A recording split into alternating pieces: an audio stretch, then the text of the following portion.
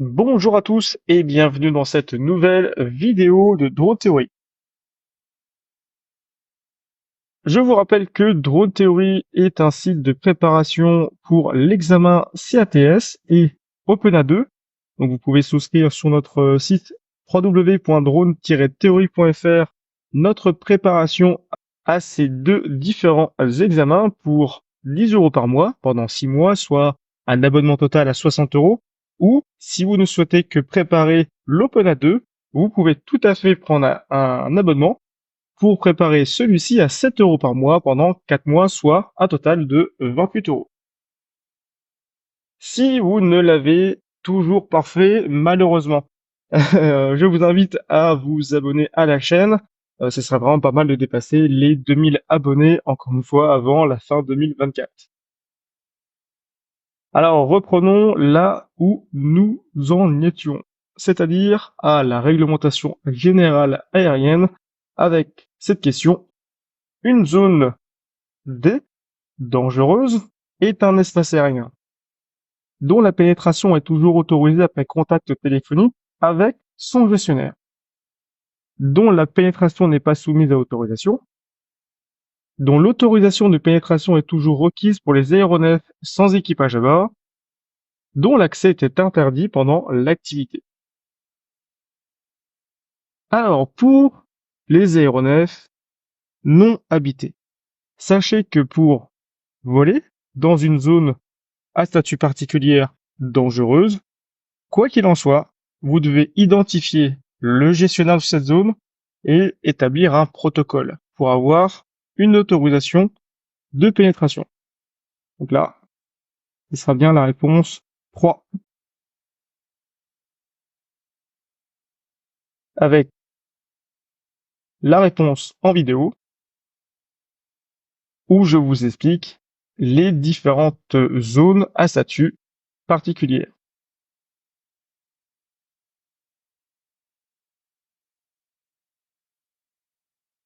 Une zone interdite est désignée sur les cartes aéronautiques par la lettre I, P, R ou D. Alors, même si c'est zone interdite, sachez que les lettres, elles sont quasiment toujours issues de l'anglais. Donc, interdite en anglais, prohibited, on est bien sur une zone P, comme les centrales nucléaires, la ville de Paris, etc., etc., pour un tas de sites militaires également. Là, même vidéo d'explication avec les différentes zones à statut particulier, leur finalité, leur nom et où on peut les retrouver.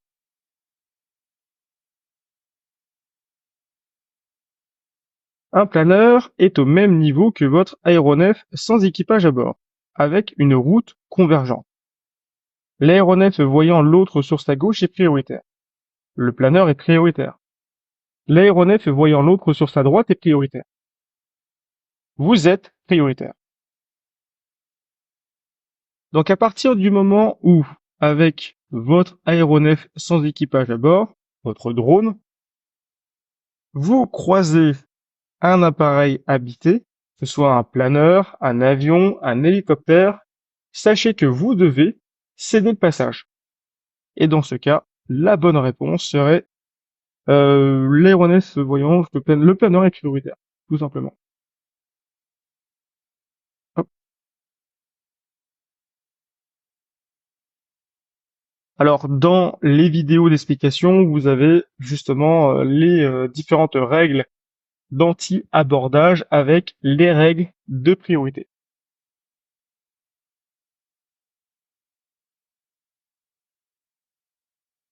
La distance de sécurité entre deux aéronefs en vol doit être de 300 mètres, suffisante pour éviter le risque d'abordage, 2 fois l'envergure de l'aéronef, 150 mètres.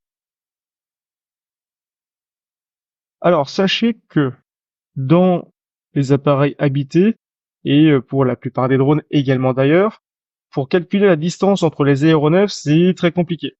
Raison pour laquelle on va pas vous imposer une distance.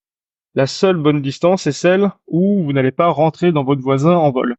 Donc, ce sera tout simplement la deuxième réponse, suffisante pour éviter le risque d'abordage.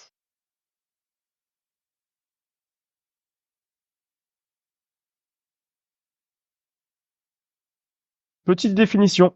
Les aérodynes sont des aéronefs uniquement reliés au sol par câble, capables de maintenir le vol stationnaire, plus léger que l'air ou plus lourd que l'air.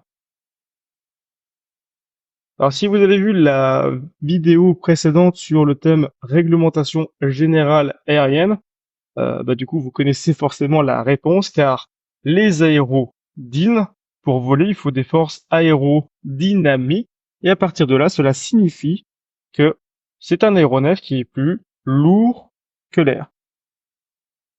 Donc la dernière réponse. Et là, la vidéo avec justement les différentes définitions aérodyne, aérostat, captif, etc., etc. Là où je vous explique toutes les définitions. C'est la fin de cette vidéo de révision. Je vous dis à bientôt pour de nouvelles vidéos.